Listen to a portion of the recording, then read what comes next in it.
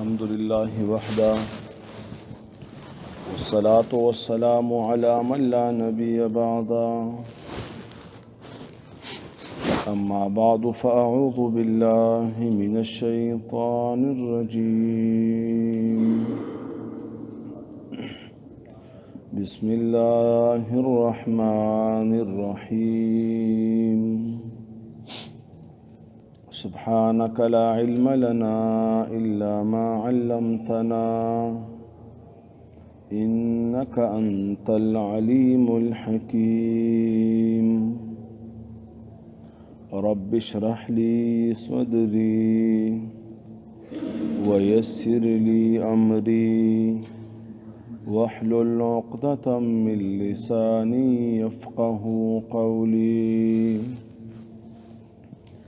وقال لهم نبيهم إن الله قد بعث لكم طالوت ملكا قالوا أنى يكون له الملك علينا ونحن أحق بالملك منه ولم يؤت سعة من المال قال إن الله اصطفاه عليكم وزاده بسطة في العلم والجسم والله يؤتي ملكه من يشاء والله واسع عليم. په مخکې آیاتونو کې ترغیب و جهاد ته په ذکر د واقعاتو سره یو واقعه مخکې آیات کریمه کې ذکر شوه چې څه کسانو د جهاد نه انکار کړی او تښتېدلي وو رب العالمین پې زجرن مرګ راوستی و او اته ورځې پس بیا په دعا د یو پیغمبر علیه السلام رب العالمین هغوی را ژوندي کړل نو ترغیب شو پکې جهاد ته چې جهاد کوئ او د مرګ د وجې نه او د مرګ د یرې نه جهاد مه پرېږدئ ورپسې آیات کریمه کې د انفاق فی سبیل الله ضرورت بیان کړ څه قوم به هغه به جهاد فی سبیل الله کوي او څه به ورسره انفاق کوي ځکه جهاد کې خامخا اخراجات کیږي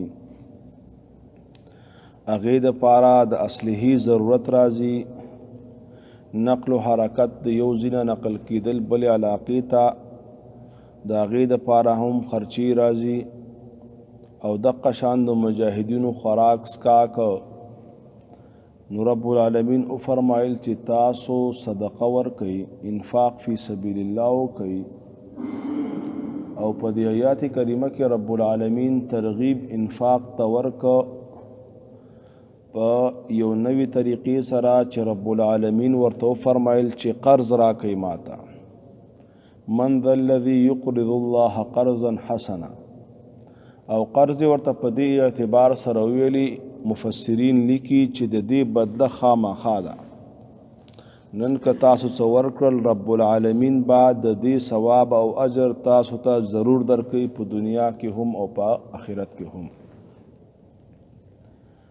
بیا ورپسې آیات کې رب العالمین د دوی یو بله واقعه بیان کړه چې وروستو راغلې وه امام ابن کثیر لیکي چې تقریبا 300 کال وروستو د موسی علیه السلام نه دا واقعه راغلې وه عمالقو او دقه شان د فلسطین والا دوی حمله کړې وه او په دغه وخت کې د دوی مشر او بادشاه جالوت و په بني اسرائیلو باندې حمله وکړه او بني اسرائیلو کې بعض روایاتو کې راځي چې 10,000 کسان ورکې شهیدان کړل او بعض مورخین لیکي چې 400 او 40 هلکان او نوجوانان تینا بوتل او داغین غلامان جوړ کړل نو دوی مطالبه وکړه چې مونږ ته اوس جهاد پکار دی او د جهاد دپاره اذن پکار دی د رب العالمین د طرف نه او ورسره امیر پکار دی. په دغه وخت کې دوی 12 خاندانونه وو او دا 12 خاندانونه د یعقوب علیه السلام د بچو نه راپاتې وو، ځکه د یعقوب علیه السلام 12 بچي وو. لیکن عام په دوی کې داسې وه چې په دې 12 خاندانونو کې 2 خاندانونه داسې وو چې په دوی کې یو خاندان چې هغه لاوی بن یعقوب علیه السلام چې دا هغه خاندان د نبوت و او دې کې به انبیاء علیه السلام رب العالمین را لیږل او د دینا موسی او هارون علیه السلام هم په دغه خاندان او دغه سلسله کې راغلي. د یعقوب علیه السلام د زوی لاوی په خاندان کې راغلي. دویم خاندان د یهوذا و او هغه د یعقوب علیه السلام بچی و یهوذا بن یعقوب او دا خاندان د ملکیت و. ملوکیت یعنی د بادشاهانو دی کې به امیران او بادشاهان راتلل. مفسرین لیکي چې د دغه خاندان نه داود او سلیمان علیه السلام هم وروسته راغلي. لیکن دلته عجیبه کار دا وشو چې دغه 2 خاندانونه چې یو مشهور په نبوت او بل مشهور په بادشاهۍ و، رب العالمین دوی ته امیر مقرر کړ، لیکن د یو خاندان هم پکې نه و، بلکې یو دریم خاندانو چې هغه بنیامین بن یعقوب د یعقوب علیه السلام بل بچیو، بنیامین چې دا سکر ورو د یوسف علیه السلام. نو دوی اعتراض وکړ او په دې آیات کریمه کې دوی 3 اعتراضات وکړل چې کله وتا د وخت نبی شمویل علیه السلام او فرمایل چې رب تاسو ته مقرر ک طالوت علیه الرحمت. د طالوت باره کې راځي امام ابن کثیر لیکي چې د خپل نوم شاول و او د 2 بچیو، یو بچی آصف په نوم باندې و، دا ډېر عابد سړی و، او دویم بچی د افغانو. مورخین لیکي چې د افغانستان کم خلق دي دا د طالوت علیه الرحمت په خاندان کې د دویم زوی چې کم افغانو دې کې راتلل. او بعضی مورخین لیکي لکه تاریخ جهان والا ابن خلدون چې دا د سلیمان علیه السلام وروسته بیا وزیر هم پاتې شو د افغان او د په سلسله نسب کې او د په خاندان کې بیا افغانیان راځي او دا دلته افغانستان ته راغلی. نو چې کله د بل خاندان نه بادشاه مقرر شو نو دوی اعتراضات شروع کړل او 3 اعتراضات په دې آیات کریمه کې دوی کوي. رومبه دوی او فرمایل انا یکون له الملک. دا انا امام ابن کثیر لیکي دلته په معنا د کیف دی چې څرنګه بشي دلرا په مونږ باندې بادشاہي. دویم اعتراض دوی دا وکړه ونحن احق بالملک منه، مونږ خو ډېر حقدار یو لایق یو په بادشاهي سره د دنه. او دریم اعتراض د دوی دا ولم یؤتا ساعتا من المال، دته خو فراخي نه دا ورکړی شوی د مال نه، غریب سړی دی، دا به څنګه بادشاهي کوي. دا 3 واړه خبرې دوی د ځان نه وکړي او مفسرین لیکي چې دوی د نس په مقابله کې خپل قیاس پیش کړ، لکه څرنګه شیطان د نس په مقابل کې قیاس پیش کړو چې رب ورته حکم وکړ چې ته سجده وکړه په طرف د آدم یا آدم علیه السلام ته چې د هغې وضاحت او توجیهات هلته بیان شوي. نو شیطان فوراً وی انا خیر منه خلقتنی من نار وخلقته من طین. نو دقه شان دلتم بنی اسرائیل اعتراضات شروع کړل. بنی اسرائیل ډېر پخوانه په اعتراضاتو باندې مشهور وو. دوی ته چې حکم وشو د ذبح د بقرې په هغې کې دوی ډېر وخت تیر کړ او کله یو سوال او کله بل سوال کله بل نبی به خپل تنګاوه. نو دلته دوی دا خپل نبی تنګ کړ چې دا ته څه کې. رب العالمین د دغه درې واړو سوالاتو جوابات ورته وکړل. اول دا ویل دوی چې انا یعنی کیف یکون له الملک، د دپاره به څنګه بادشاهي په مونږه. نو رب جواب وکړ ان الله اصطفاه، الله غوره کړی دی، او کم بنده چې الله غوره کی نو هغه به واقعي غوره. دویم اعتراض دوی دا وکړ نحن احق بالملک، مونږ په بادشاهي کې ډېر لایق یو او حقدار یو د دنه. نو د هغې جواب وشو چې نه، حقدار او لایق دا طالوت دی، ځکه وزاده بسطة فی العلم والجسم، الله رب العزت دته علم هم ورکړی ډېر فراخه او جسم هم ورکړی ډېر مضبوط. دریم اعتراض د هغوی دا ولم یؤت سعة من المال، دته فراخي نه ده ورکړی شوي د مال نه، دا خو یو غریب سړی دی. نو د هغې جواب وشو والله یؤتي ملکه من یشاء، دا خو د الله خوښه ده، د الله مشیت دی چې چاته یې خوښه شي بادشاهي ورکوي. تعز من تشاء وتذل من تشاء. دوی اعتراضات وکړل، لیکن رب العالمین په دوی باندې د طالوت بادشاهي منلو دپاره د وقت د نبی او معجزه ښکاره کړه. اب معجزه په داسې طریقې سره وه چې کله جالوت قوم عمالقه او فلسطینیانو په دوی حمله کړې وه، نو په دې حملې کې دوی سره یو تابوت و، اوږد صندوق په شانتې و، بکسا چې په هغې کې اصل تختی د تورات چې کوم موسی علیه السلام ته د رب العالمین د طرف نه ملاو شوي وي، هغه پکې محفوظې پرتې وي. او بعضې مورخین لیکي چې دوی به کله کم جهاد ته تلل نو هغه تابوت به ځان سره وړلو، رب العالمین به هغوی ته په فتح ورکوله، دوی به یو قسم مطمئنو د هغې د وجې نه. لیکن جالوت یو دا ظلم وکړه چې دوی قتل کړل، بل ظلم یې ورسره دا وکړه چې د دوی هلکان او نوجوانان غلامان کړل، دریم ظلم یې دا کړی چې دوی نه دا تابوت وړی و او تابوت پسې دوی ډېر زیات خفه وو.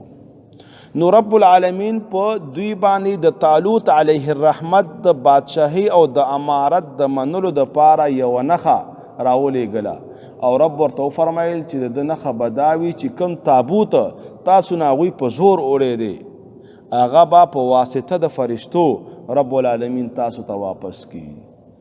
او اقا شان وشو، هغه تابوت ورته واپس شو. بس چې کله تابوت واپس شو نو دا د طالوت علیه الرحمت یو کرامت او د وقت د نبی معجزه وه. نو بس بیا هغوی مطمئن شو او چون چرای نوره پرېښودله، ځکه عظیم نعمت ورته میلاو شو. نو دوی بیا د طالوت علیه الرحمت امارت ته تابعدار شول او امارت د هغې ومانه. وقال لهم نبيهم إن الله قد بعث لكم طالوت ملكا. وقال اویلی لهم دویتا نبیهم نبی دوی ان الله یقینا الله رب العزت قد بعث یقینا مقرر کړی دی لکم ستاسو د پارا طالوت علیه الرحمت ملکا بادشاہ. دا امیر جهاد و امام مجاهد فرمایی د دین علاوه چې کوم امیر المؤمنین یا خو د وقت نبی دا چې کوم جنگ ته ځي د فلسطینیانو او د جالوت په مقابله کې دا د هغې جنگ امیر شو، د هغې جهاد امیر شو. قالو وی دی قوم دی بنی اسرائیلو انا یکونو، انا په معنا د کیفا، څرنګه به وي له د پاره الملکو بادشاهي، علینا په مونږ باندې، ونحنو او حال دا دی احقو مونږه ډېر حقدار یو بالملکی په بادشاهي سره د دنا. مونږ کې بادشاهي را روانه وه، مونږ کې د بادشاهي قابلیت شته او تا طالوت ته ورکړه چې دا داسې یو خاندان دی چې نه پکې مخکې نبی تیر شوی دی او دا داسې یو خاندان دی چې مخکې پکې کوم بادشاه هم نه دی تیر شوی. ولم یؤت ساعة من المال. دریم اعتراض د دوی داوه ولم یؤتا او نه دی ورکړی شوی دتا ساعة فراخی من المال د مالنا. قال اویلی اللہ رب العزت ان اللہ یقینا اللہ رب العزت قال اویلی د وقت پیغمبر چې یقینا اللہ رب العزت اصطفاه غوره کړی دی دلرا علیکم پتا سو باندې وزاده زیاد کړی دی دلرا بسطتن اغه ډیر زیادت فی العلم په علم کې د سره علم ډیرو جنگ په امور باندې ډیر خپویده سیاسی تدبیر او سیاسی مهارت و رب العالمین ورکړی و او د قشان د رعیت په ترتیب باندې او د رعیت په تربیت باندې او د هغوی په ښه انداز باندې چلولو باندې دا ډیر زیات ماهر او د قشان دته علم ملاو شو د هغې علومونه چې انبیای د بره نه ځان سره راوړي وزاده او زیاد کړی دی الله رب العزت دلرا بسطتن ډیر زیادت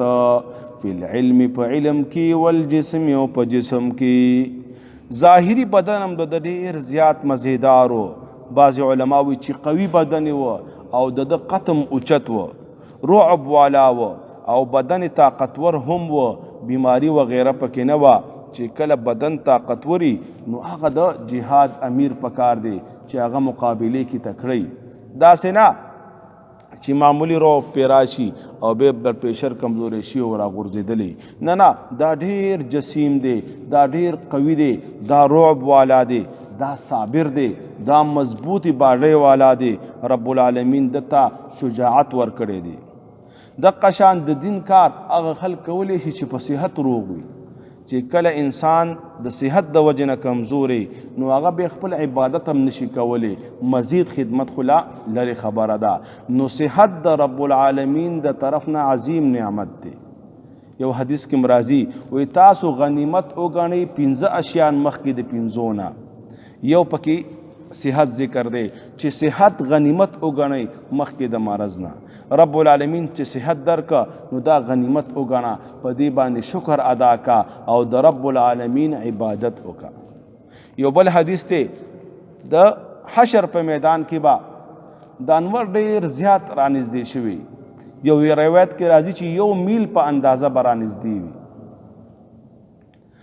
او د یو میل مفسرین دو معناګانې کوي محدثین یو معنا د میل دا کوي چې دا به په اندازه د میل هغه سلایي ته وایي چې کوم سترګو کې وهلی شي دا به د هغې په اندازه باندې رانږدې نو ډېره سخته ګرمي به او دویم بعضې محدثین فرمایي چې یو میل کم مسافت دی د دې په اندازه به رانږدې نو ډېره سخته ګرمي به وي کسان به په دغه ورځ باندې د عرش د سوري لاندې یو هغه نوجوان دی چې هغه په نوجوانی او صحت کې د رب عبادت کړی دی نو صحت د الله د طرف نه عظیم نعمت دی د دې شکر ادا کول پکار دی او په صحت کې طاعت پکار دی د رب العالمین عبادت پکار دی او په صحت کې د طاعت او د عبادت خوندم ډیر وي او انسان کولیم شي که تهجد وغواړي که اوږده منځونه وغواړي که تلاوت وغواړي که نور د دعوت او تبلیغ کار وغواړي جهاد فی سبیل الله وغواړي درس او تدریس هر څه کولی شي سټمنۍ برابر وي دا کمزوری نه وي او ضعیف نه وي او دقه شان د دین د کار د پاره قوي ذهن والا سره پکار دی او دام په طالوت علیه الرحمت کې دا صفت و علم او پوه هم پکې و او ډیر لوی علم ورسره د دغه وجنه مفسرین لیکي چې په دغه وخت کې د نبی نه علاوه په بنی اسرائیلو کې د طالوت علیه الرحمت نه پوه سره بل نو او دقه شان زمون په امت کې د ابو بکر صدیق رضی الله تعالی عنه چې کله لومبه خلیفہ او د خلافت اعلان کېده هغه په دغه بنیاد باندې شوی وزاده بسطة فی العلم والجسم محدثین او فقها فرمای چې رب العالمین ابو بکر صدیق واجب علم ورکړی چې کله نبی علیه الصلاۃ والسلام په مرض الموت باندې پروت دی او بیمار دی اخری ورځې دي نو په دغه وخت کې حکم کوي نبی پاک علیه الصلاة والسلام چې تاسو ورشئ او ابوبکر ته حکم وکړئ چې منځ وکړي. عایشه صدیقه رضی الله تعالی عنها فرمایي چې ابوبکر زه ډېر نری دی، کمزوری دی، تاسو بل چاته حکم وکړئ چې هغه مخکې شي. نبی علیہ السلام په دغه وخت کې غوسه شو چې تاسو ولې زما مقصد خرابوئ، ځکه د نبی پاک علیه الصلاة والسلام مقصد دا و چې زما نه وروستو د خلافت لائق او حقدار ابوبکر دی، ځکه دا علم والا دی. نبی علیہ السلام هغه مخکې که هغه امامت صغرا ته، ځکه دی نه پس به دا امامت کبرا کوي. او بعض محدثین لیکي چې د الله د نبی په ژوند باندې ده 19 منځونه کړي دي. نو رب العالمین دته علم ورکړی و او ډیر داسې مواقع وي چې ابوبکر صدیق علم هلته ښکاره شوی دی. یو هغه موقع وه چې نبی پاک علیه الصلاة والسلام رحلت وکړ دنیا نه، وفات شو. عمر فاروق رضی الله تعالی عنہ توره راوویستله، وی که چا ویلې خبردار چې نبی علیه السلام وفات شوی زه به ترې نه سر پرې کوم. وی دا څنګه کیدی شي چې نبی علیه السلام وفات شوی؟ نور صحابم عجیبه عجیبه حالتونه په خلکو باندې راغلي وو، هر یو داسې پریشانۍ حالت کې و. دې وخت کې چې کله ابوبکر بهر تللی و چې راغی حجرې مبارکې ته ورننواته، په تندیخ کل که او بهر چې راوواته قوم یې رانږدې که او دا آیات کریمه یې ویلې وما محمد الا رسول قد خلت من قبله الرسل افئن مات او قتل. بعض صحابه دلته او فرمایل وی مونږ وی که دا آیات اوس نازل شو، حالانکه دا مخکینی نازل و. نو رب العالمین هغه ته علم ورکړی و. دقه شان بله واقعه داسې راله، فاطمه رضی الله تعالی عنها سوال جواب راولېږه چې ما ته د الله د نبی په مال کې میراث راکړي. صحابه حیران شو چې د سره اوس څه وکړو. ابوبکر صدیق پاڅېده چې د نبی نه میراث نه پاتې کېږي، ځکه یو حدیث یې ورته وویلې. بیا وروسته دویمه مسله دا راله چې په خلافت باندې مهاجرینو ویلې چې ابوبکر دی امیر شي، انصارو بل منتخب کو. عمر فاروق رضی الله تعالی عنہ چې کله خبر شو نو ابوبکر صدیق رضی الله تعالی عنہ پسې ورغی چې داسې خبره ده. ابوبکر صدیق فوراً عمر فاروق سره روان شو او انصارو ته ورغی چې کوم ځای کې هغوی بیعت کاو او خپل امیر مقرراوه. قوم ته خطاب وکړه، وی تاسو دا حدیث نه دی اورېدلی چې الائمة من القریش؟ عمر فاروق رضی الله عنه فرمایل چې ابوبکر د قریشو نه دی. هغوی پوه شوله وی چې د قریشو نه دی، بیا د سره بیعت وکړي او دا امیر دی. ابوبکر صدیق رضی الله تعالی عنه لاس وړاندې کړه او انصارو لومبنۍ بیعت وکړه په امارت او خلافت د ابوبکر صدیق. نو دا علم و. تاسې ډېر واقعات بعضې مفسرینو لیکلي دي. او جسم هم د ابوبکر صدیق عجیبه و، طاقت والا و، شجاعت والا و، بهادرۍ والا و. علی کرم الله وجهه یو ځل فرمایي و ابتدا وختو د دین اسلام ظالمان کفار راټول شو د نبی پاک علیه الصلاة والسلام نه، چا به گزار ورکاو، چا به ټیله ورکوله، چا به لاډې پې توکلې اذیت یې ورکاو. علی کرم الله وجهه فرمایي مونږ ولاړو، دا هغه وخت کې عمر نم کم و، نور صحابه هم ولاړو، لیکن چا کې دا وس نه و چې نبی علیه السلام د دې ظالمانو نه خلاص کړي. دې وخت کې وی ابوبکر د کم خانه راغی، وی ډېر کفار را جمع شو او دا ورغی، وی دومره شجاع بهادر سړی و چې یو کافر ته ټیله ورکړه اخوا یې ګزار کړه، بلې بل خوا ګزار کړه، ټولې اخوا دې خوا کړل او نبی علیه السلام یې راوچت کړه او دا کلمات ویل تقتلون رجلا ان یقول ربی الله. د دغې وجې نه بعضې مفسرین فرمایي چې یو رجل مومن په فرعونیانو کې هغه هم دا کلمه ویلي و، لیکن هغه باره کې راځي چې تکتم ایمان، هغه خپل ایمان پټ کړی او په دغه وخت کې ظاهر کړی نه و. بل رجل مومن زمونږ په امت کې دی چې هغه ابوبکر صدیق دی، دا ډېر اوچت دی ځکه ده په دغه وخت کې خپل ایمان هم ښکاره کړی و. یو بل مقام کې دغه څه وشو، کفار او مشرکین دا راټول شول، ډېر زیات و. دا الله نبي ته ډېر زیات تکلیف ورساو. ابوبکر صدیق راغی او دونه ډېر زیات راتاو شو. ابوبکر صدیق رضی الله تعالی عنہ ته هم ډېره زیاته تکلیف ورساو تر دې چې بېهوشه شو. وایي چې کله په هوش کې راغی نو فوراً دا تپوس کوي چې د الله د نبي څه حال دی، د خپل ځان غم ورسره نه و. نو رب العالمین ابو بکر صدیق د علم په لحاظ سره هم اوچت پیدا کړو او د جسم په لحاظ سره هم نو خلیفه اول ابو بکر صدیق مقرر شو. دغه شان به یو بل پسې عمر فاروق هم لوی شان دی. نو دغه شان طالوت علیه الرحمت رب العالمین په دوی کې مقرر کړ. درې اعتراض چې کوم هغوی کړی چې ولم یؤت سعة من المال، دته خو فراخي د مال نه دی ورکړی شوی، دا یو غریب سړی دی نه ده. هغه خاندان کې دی چې کوم خاندان د نبوتو لاوی بن یعقوب خاندان کې نه دی، او نه په هغه فیملی او خاندان کې دی چې هغه خاندان د بادشاهۍ و چې هغه یهوذا بن یعقوب علیه السلام، بلکې دا د بنیامین په خاندان کې طالوت علیه الرحمت. نو دغه وجنه و دا خو یو غریب سره دی. دا غي جواب رب العالمین وکړه چې دا خو د الله فضل دی، بادشاهي ورکول او مشري ورکول او دنیا کې عزت ورکول. والله الله رب العزت یؤتی ورکی ملکه بادشاهي من یشاء چاله چې خوښ شي.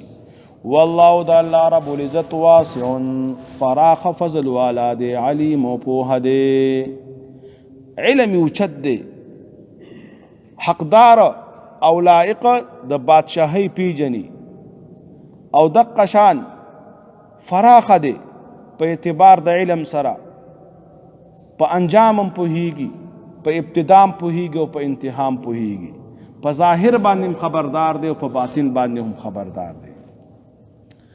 وقال لهم نبيهم ان آیة ملکه، دوی ته رب العالمین د طالوت علیه الرحمت په امارت باندې او بادشاهي باندې یو نښه مقرره کړه چې د هغې وضاحت مې تاسو ته وکړه چې یو تابوت و هغه دوی نه جالوتیانو او فلسطینیانو هغه وړی و عمالقه و، هغه ورته په واسطه د فرشتو واپس شو. نو بیا دوی ومنله چې واقعي طالوت علیه الرحمت د رحمت والا او برکت والا دی، دومره عظیم نعمت په موږ باندې رب العالمین وکړه. او دا دقه شان وي بعضې تنظیمونه په دې دنیا کې هم یو ښه امیر مقرر شي، د هغه د وجې نه ډېره فراخي راشي، ډېر برکتونه راشي، هغه تنظیم د هغې د وجې نه ډېره ترقي وکړي. نو طالوت علیه رحمت برکت لومبی دا و چې هغه تابوت دوی ته راواپس شو. دوی سره 3 ظلمونه شوي او د ټولو نه زیات خفه چې دوی وو په دغه تابوت باندې وو. وقال ویلی لهم دی بني اسرائیلو ته نبیهم نبی د دوی ان آیت ملکه چې یقینا نښه د بادشاهۍ د طالوت علیه الرحمت ان یأتیکم التابوت دا چې رابشي تاسو ته هغه صندوق فیه چې په دغه صندوق کې سکینة ارام و من ربکم د طرفه د رب ستاسو نه، وبقیة او باقی مانده چیزونه و مما دا غنا ترکه چې پرېښودي وو آل موسی، آل د موسی او آل هارون او آل د هارونو. په کمې طریقې سره به راځي تحمله الملائکه چې راپورته کړی به وي ملایکو، فرشتو به راپورته کړی وي. په دې تابوت کې سکینه ده او بقیه ده. په دې باره کې امام علوسی پته خپل تفسیر روح المانی کې او د قشان امام قرطبی او امام ابن کثیر ډیر اقوال ذکر کړي دي.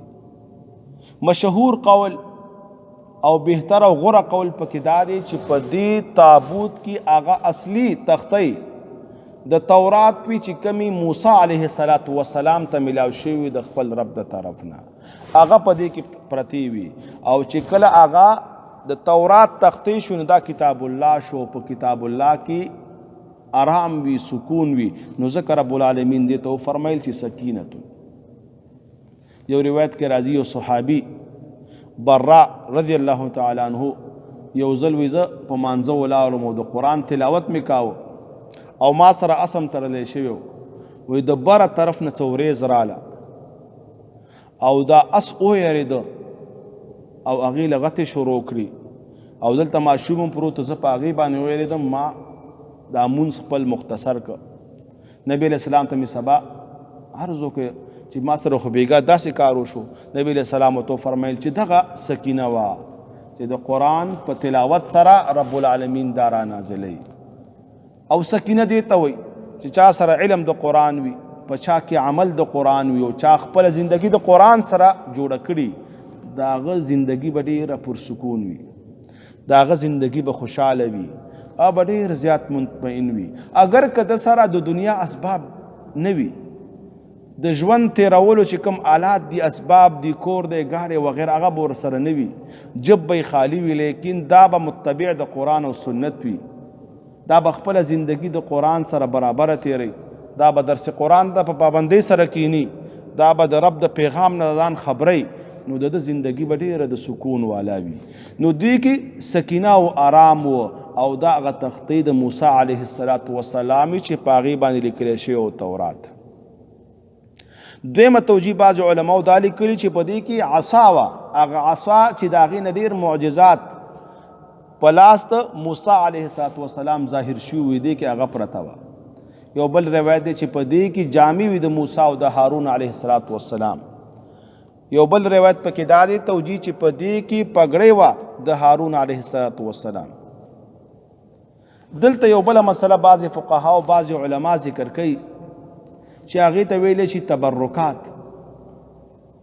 تبرکاتو کې د محققینو، مفسرینو او فقهاو دا قول دی چې تبرکات شته، لیکن د معصومینو شته، د انبیاو.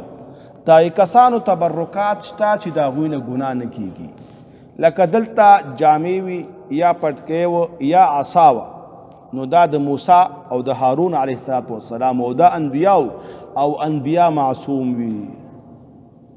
نو تبرکات په دې امت کې مشته. د نبی علیه السلام ویښته مبارک بای صحابو ځان سره کېښودي. په یو سریه کې خالد ابن ولید او جنگ کې لګیاو. په حالت د جنگ کې دنه یو ځای کې خولۍ وغورځېدله. د ده خیال نه و دا را واپس شو. وروستو ورته سوچ ولګېد چې زما نه خولۍ وغورځېده، نو بیا یې ورمنډه کړه او ډېر سخت جنګ یې وکړه او خپله خولۍ راواخیستله او را واپس شو. چا ورته وویل چې ګوره ته خو ډېر هوښیار سړی، امیر، شجاع او بهادر سړی، ګوره یوې خولۍ دپاره د ځان د کافرو په منځ کې ورنه ویسته. الله مکه که دې مقام کې ته شهید شوی، مسلمان ته به دوک رسېدلی او کمزوري شوي و ستا د وجې نه. وی نه، وی زه د خولۍ دپاره نه یم تللی. په دې خولۍ کې د نبي کریم صلی الله علیه وسلم یو ویښته ما پټ ځان سره کېښودی و، ما ته هغه رایاد شو، دغې وجې نه مې سخته حمله وکړه، ځان خو مې مرګ ته ورکړه، لیکن هغه مې ضایع نه کړ. دغه شان بعض اوقاتو کې د الله نبی اودس کړی دی، نو د الله د نبی د اوداسه اوبه هغوی لاندې نه دي پرېښودلي، په خپل ځان باندې موږلي دي. دغې وجې نه بعضې کفار راغلي د الله د نبی ملاقات ته، او چې کله هغوی واپس تللی دي، وی ما غټ غټ بادشاهان کتلی دي او د هغوی تابعدار هم کتلی دي، لیکن د نبی پاک چې کوم تابعدار دی هغه ډېر عجیبه دي. د نبی پاک علیه السلام اوبه هم ځمکې ته نه پرېږدي. دغه شان د نبی علیه السلام چې کومې لاړې مبارکې وې هغه به هم ځمکې ته نه پرېښودې صحابو، او راخیستي په ځان به یې موږلي. دې ته تبرکات ویلی شي. لیکن فقها او علما لیکي چې تبرکات شته، لیکن تبرکات د معصومو دي. د هغې نه وروستو بیا نور صحابو تبرکات بل صحابي نه دي ساتلي. لکه تاسو ته ما ذکر د خلیفه اول وکړه، ابو بکر صدیق رضی الله تعالی عنه، چې علم او جسم هر لحاظ سره ډېر غټه سوي سره، لیکن عمر فاروق رضی الله عنه د هغه څه پاتې اشیا نه دي ساتلي ځان سره تبرک دپاره.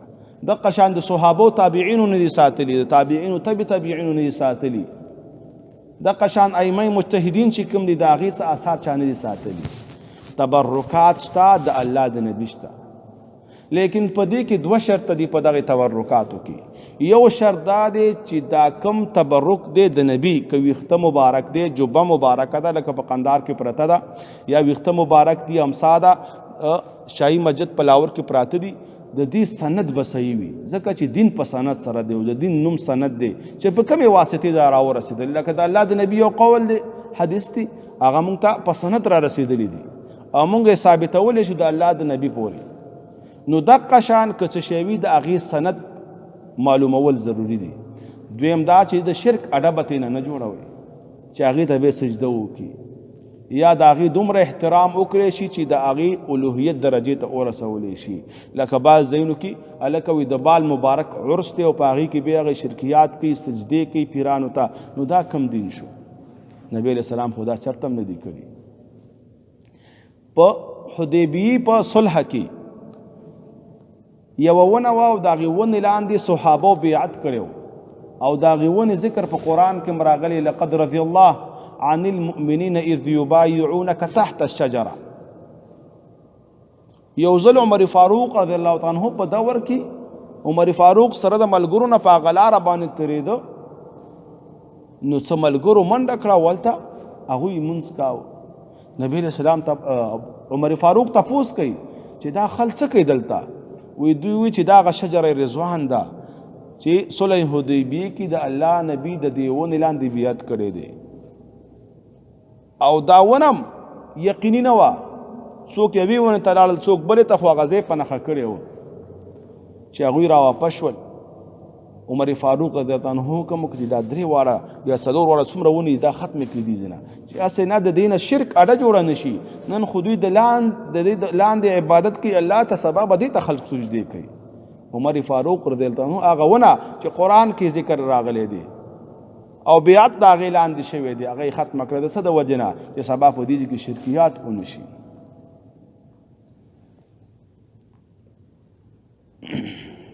وقال ویل لهم دویتا نبیهم نبی دوی ان آیت ملکه یقینا نخد بادشاہی د طالوت علیه الرحمت ان یأتیکم التابوت دا چرا بشی تاسو تاغ صندوق فیه پدی کی سکینت آرام دے من ربکم د طرف درب ستاسونا وبقیت او باقی ماند چیزون دی مما داغنا ترکا چی پری خود دی آل موسی آل د موسی علیه السلام و آل هارون او آل د هارون علیه السلام تحمله الملائکه چې راپورته کړي به وي دې لره ملائکو ان فی ذلک یقینا پدې کې لآیة خامخا نښه د عبرت ده ستاسو دپاره په بادشاهۍ او امارت د طالوت علیه الرحمت ان کنتم مؤمنین که چېرته تاسو د مؤمنانو نه. بیا ګورئ وقالوا ویل لهم دویتا نبیهم نبی دوی ان الله یقینا الله رب العزت قد بعث یقینا مقرر کړی دی لکم ستاسو د پارا طالوت علیه الرحمت ملکن بادشاہ. قالوا ویل دی قوم انا یکونو انا ان کیف څرنګه بشی له دی طالوت علیه الرحمت لرا الملک بادشاہی و امارت علینا په مونږ باندې ونحنو مونږ چیو ونحنو او حال دا چې مونږ یو احق ډیر حقدار او ډیر لایق بالملکی په بادشاہی سره منه د دغه طالوت نا ولم یؤت ساعة من المال او نه دی ورکړی شوی دتا فراخی د مالنا. قال اویلی دغه پیغمبر ان الله یقینا الله رب العزت استفاه غره کړی دی د لرا علیکم پتا سو باندې وزاده او زید کړی دی د لرا بسطتن ډیر زیات والے فی العلم په علم کې والجسم او په جسم کې علم لوی دی او جسم مضبوط او شجاع او بهادر دی. والله د الله رب العزت یؤتی ورکی ملکه بادشاہی من یشاء چاله چې خوښ شي. والله د الله رب العزت واسع فراخ دی فضل د علیم نو پوه دی. وقال اویل لهم دویتا نبیهم نبی دوی ان آیت ملکه یقینا اغنق و علامت بادشاہی د طالوت علیه الرحمت ان یأتیکم التابوت دا چرا بشی تاسو تابوت فیه پدغی تابوت و صندوق کی سکینت آرام بوی من ربکم د طرف درب ستاسونا و بقیت او باقی ماند چیزون بوی مما داغنا ترکا چی پری خود دی آل د موسی و آل د هارون تحمله الملائکه چې راپورته کړی به وي دې لره ملائکو ان فی ذلک یقینا پدې کې لآیة خامخا نښه ده او علامه ده په امارت د طالوت علیه رحمت لکم ستاسو د پاره ان کنتم مؤمنین که چېرته تاسو مؤمنان. صلی الله تعالی علی خیر خلق محمد وعلى آله وصحبه اجمعین. اللهم صل على محمد وعلى آل محمد كما صليت على ابراهيم وعلى آل ابراهيم انك حميد مجيد. اللهم أرنا الحق حقا وارزقنا اتباعه وأرنا الباطل باطلا وارزقنا اجتنابه. اللهم اجعل سريرتي خيرا من علانيتي واجعل علانيتي صالحا. ربنا اغفر لنا ولإخواننا الذين سبقونا بالإيمان ولا تجعل في قلوبنا غلا للذين آمنوا ربنا إنك رؤوف رحيم. اللهم ربنا آتنا في الدنيا حسنه وفي الاخره حسنه وقنا عذاب النار. رب العالمین زمون صغیره کبیره گناهونه معاف کی. الہ العالمین زمون نوی او زاره گناهونه معاف کی.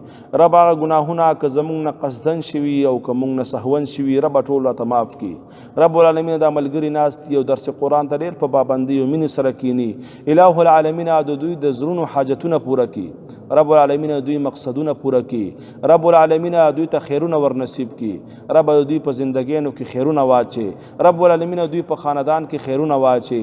رب العالمین دوی په خاندانونو چې کوم کاروبارونه دي په هغې کې ورته برکتونه واچي. الہ العالمین دوی دنیا او آخرت ښایسته کړي. رب العالمین که ملګری وي حاجتمند وي یا څه ضرورتمند وي مشکل کې وي تکلیف کې وي څه دک کې وي الہ العالمین د خپلو خزانونه د دوی پریشانۍ د دوی مشکلات ټول پوره کړي. الہ العالمین که ملګری وي بیمار وي یا کور کې بیماری وي واړه بیماران وي لوی بیماران وي زنانه بیماران وي الہ العالمین ټولو ته شفای کامله عاجله مستمره ور نصیب کړي. رب العالمین موږ د ګناهونو تمام اقسام نه وساتي. رب موږ د کفر نه وساتي. رب موږ د شرک نه وساتي. رب موږ د کفر نه وساتي. رب العالمین موږ د بدعات نه وساتي. موږ د ریاکارو نه وساتي. رب العالمین موږ د دروغ ویلو نه وساتي. رب العالمین موږ د غیبتونو او بهتانونو نه وساتي. رب العالمین موږ د حسدونو نه وساتي. الہ العالمین موږ د سودخورۍ نه وساتي. رب العالمین موږ د حرام خورۍ نه وساتي. رب العالمین موږ د دوکو غدارو نه وساتي. الہ العالمین موږ په چا باندې ظالمان کې ما الہ العالمین په دنیا کې مونږ چاته محتاج کې ما رب العالمین په دنیا کې مونږ ذلیل کې ما الہ العالمین د دین کار سره زمونږ مینه محبت پیدا کی. رب العالمین په دنیا کې ایمان عظیم سرمایه ده تر مرګ پورې مونږ قائم او دائم په دې باندې وساتي. رب العالمین مرګ د ایمان سره مونږ ته نصیب کی. رب العالمین خاتمه زمونږ په ایمان باندې وکي.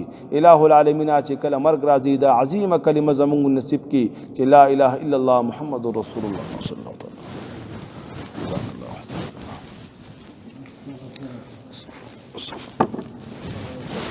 عليكم السلام.